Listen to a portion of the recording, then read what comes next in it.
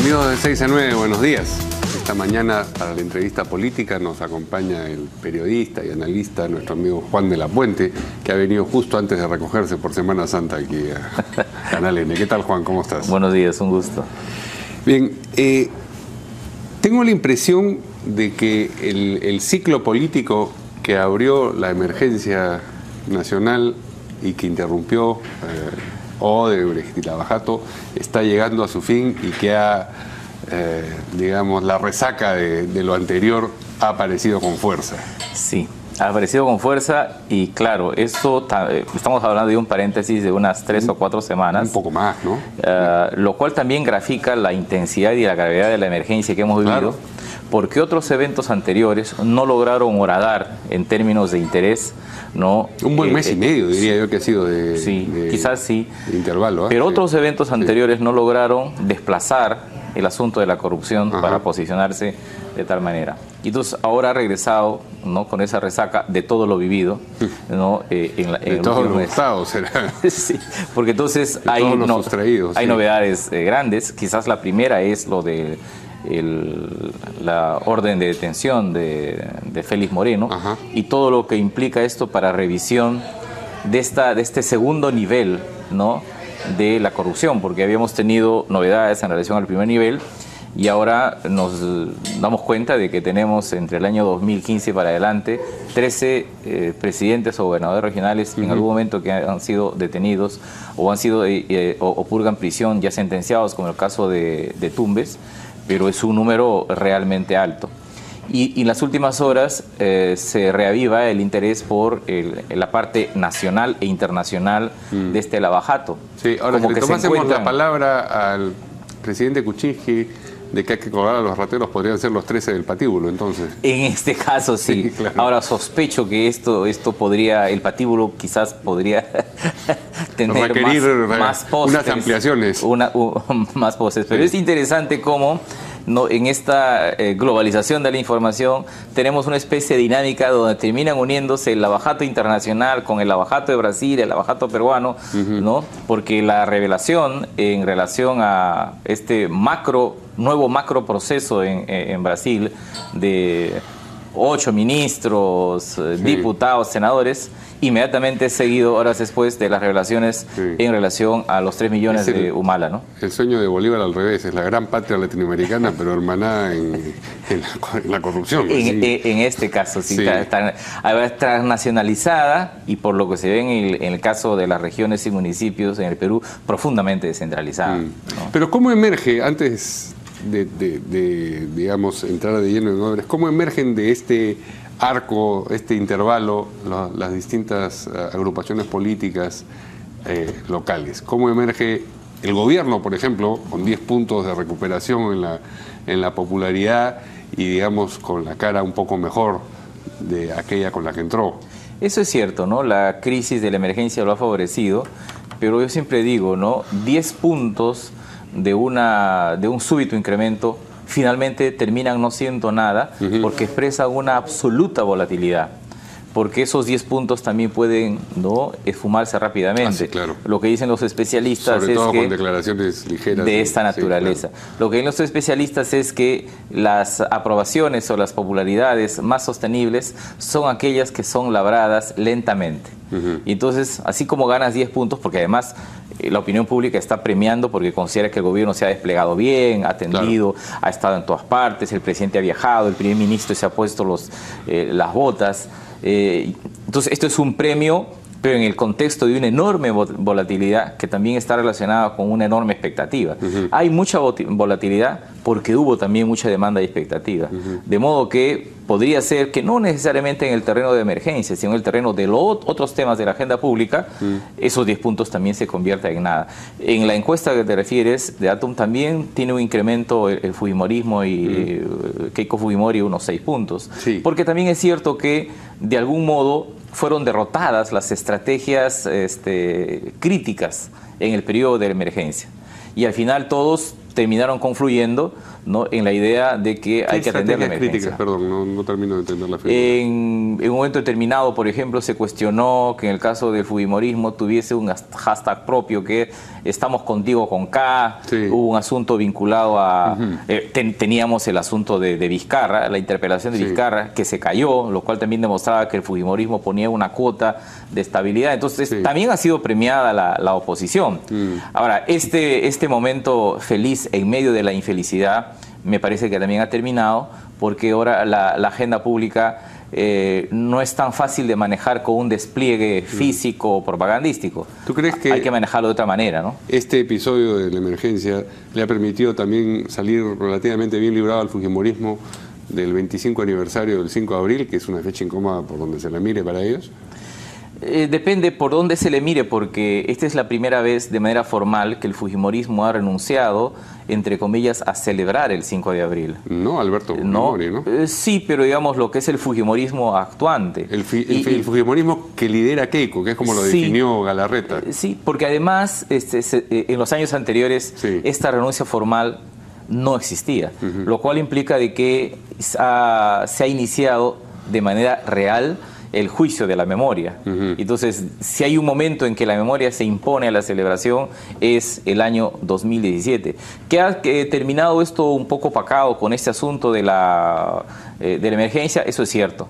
Pero el fujimorismo no se libra de otras dificultades que tiene, que son, por ejemplo, la disidencia de Kenji Fujimori y otras, digamos, y otras dificultades. ¿Califica para disidencia? Es una disidencia importante porque es hermano de la lideresa, es hijo de Alberto Fujimori, es una voz importante. El fujimorismo es un movimiento que, si bien es cierto, va más allá de las personas, en este caso del apellido, sí el apellido es un elemento clave. Y si una de las personas que lleva ese apellido expresa distancias de la naturaleza que ha expresado Kenji Fujimori, de todas maneras tiene un impacto. No va siendo una división, como mucha gente decía, ¿no? Se va a partir. Es una disidencia importante que habría que ver cómo es manejado. En Chile hay una palabra para decir ¿cuál? Que es díscolo, ¿no? Díscolo. Y que es una palabra que está incorporado en Chile al lenguaje oficial y nadie se molesta por eso, ¿no? No, díscolo no tendría por qué ser un insulto.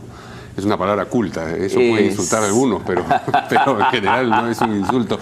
Pero hay una paradoja en esta actitud díscola de Kenji. Kenji representa el albertismo y el albertismo sí reivindicó el 5 de abril, el último 5 de abril. Entonces, todo este discurso a propósito del Senado, del sodalicium, de la defensa de las minorías, resulta siendo representado por el sector que reivindica el 5 de abril, mientras que lo que se piensa como un fujimorismo más conservador, esto es el que lidera Keiko, es el que reniega del 5 de abril. Entonces, ¿cómo se arma ese rompecabezas para que tenga sentido? Pero no necesariamente se arma, porque la política peruana es una política de narrativas cruzadas. Nos quedamos con la cabeza rota.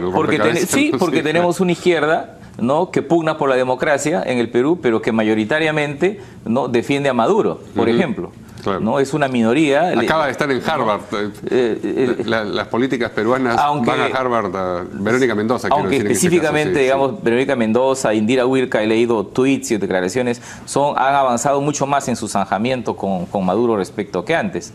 Pero... Bueno, antes no habían avanzado nada. Claro, pero ahora, digamos, en general yo digo, esta narrativa es propia de la derecha, pero también es propia de la izquierda. Entonces, en el caso de Kenji Fujimori no nos debería sorprender también esta especie de brecha entre una actitud liberal en un aspecto, ¿no?, que es el ejercicio individual de los derechos humanos, versus una visión autoritaria en el ejercicio de la conducción del Estado. Entonces, esto es natural, digamos, en visiones postpopulistas, ¿no?, según se ha estudiado en los últimos años en América Latina, ¿no? ¿Y qué piensas que es lo que busca esta disidencia de Kenji, aparte de incordiar a la hermana que lo ha sometido en distintas ocasiones?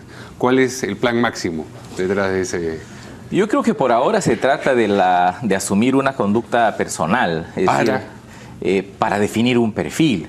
Solo que al interior del fujimorismo esto se ve como malo. O sea, he escuchado críticas a Kenji Fujimori decir, pero Kenji está a la búsqueda de un perfil personal. Claro, es un político, pues. ¿Acaso los otros políticos no tienen derecho a tener un perfil personal? Pero se criminaliza, como decir, qué terrible, qué malo es buscar un perfil personal.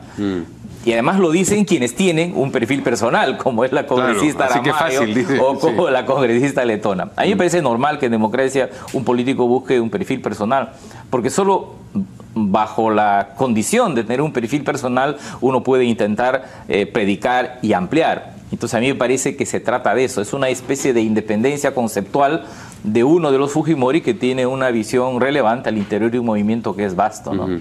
Bueno, volvamos entonces al episodio Odebrecht o Lavajato en general, porque hay otras empresas constructoras que también cultivaron la misma práctica. Políticamente, entonces, llega nuevamente la contraola, digamos, al escenario nacional, golpea primerísimamente a Ollanta Humala y a Nadine Heredia, pero se lo ve relativamente confiado a Humala cuando sale a prestar declaraciones al respecto. Sí, pero en el contexto de, digamos, de crecientes complicaciones en su proceso, ¿no? Porque en la primera delación de Barata, en las primeras horas, él aceptó que tuvo por unos abogados, aceptó que tuvo estos aportes. Horas después desconoció.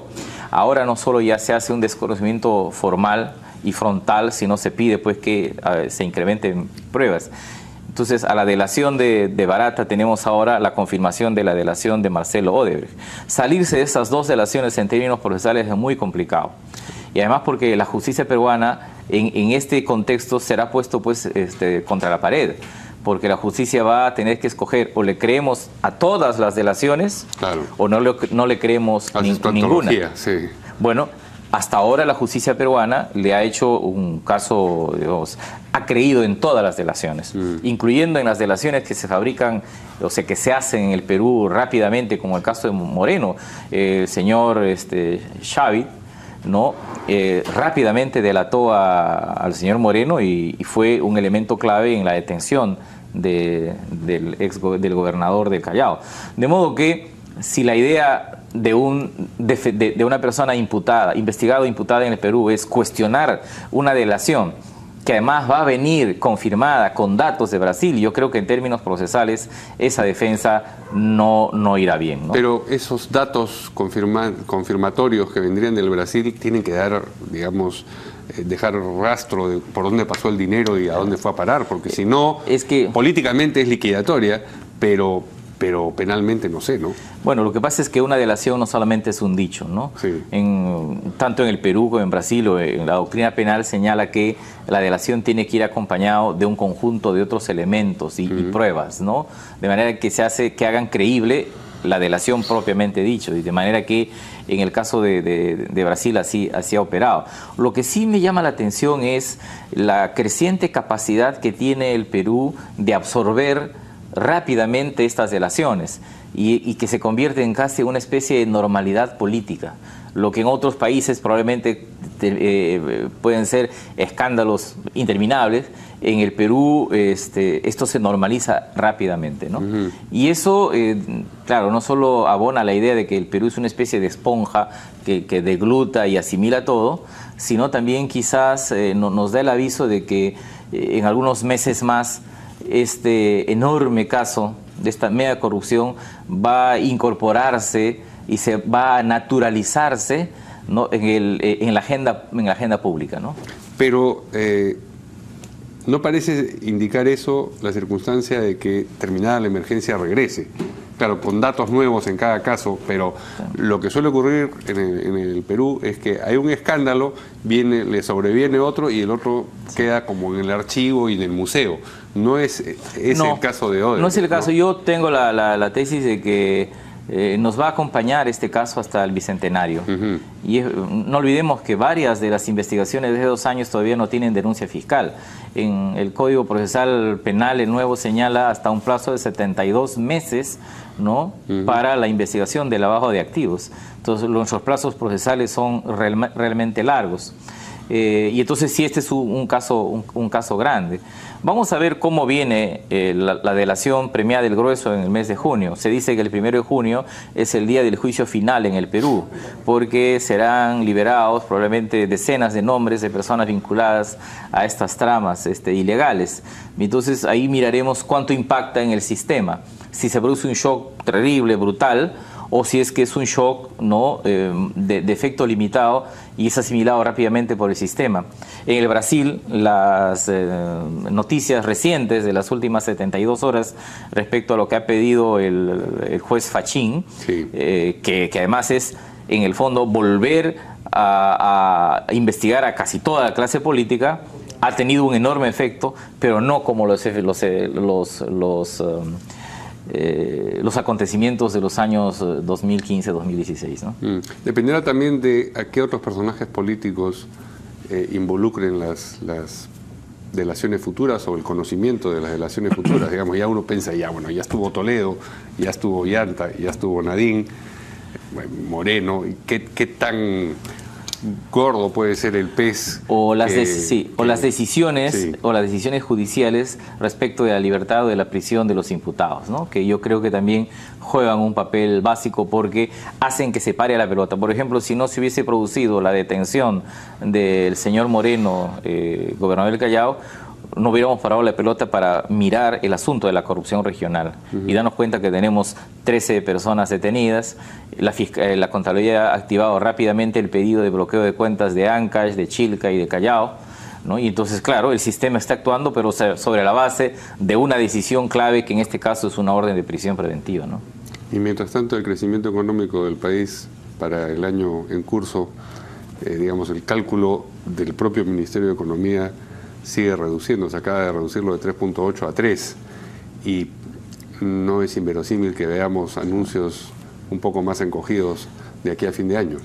Claro, en eso también tenemos un cambio porque por lo menos del año 2012 hasta el 2016 nosotros hemos tenido primero una lógica optimista de señalar un alto porcentaje de crecimiento, ¿no? Y en el segundo semestre hemos empezado, limitábamos el crecimiento. Sí. De modo que un probable 4, 5, 6% terminaba en 2,5, 3%.